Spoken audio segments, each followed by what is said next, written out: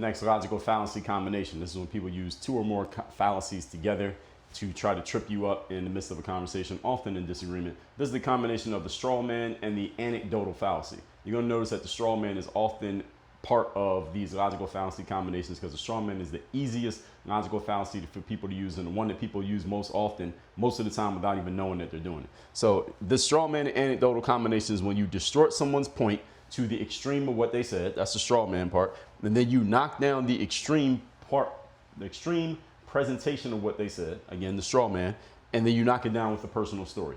For example, if you say something like, if I say something like, social media use is probably not good for kids.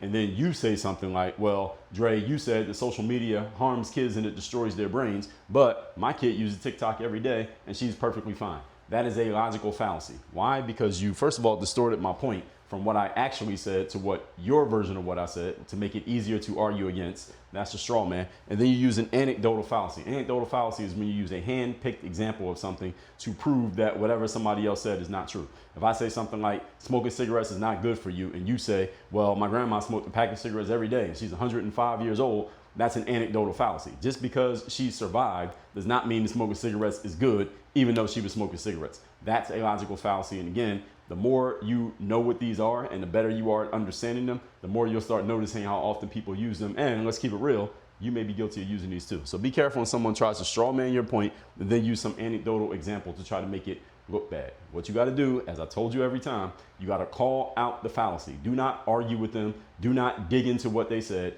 Point out the fallacy, explain why it's a fallacy, and then challenge them to come with a better argument. Usually, in my experience, they don't have one.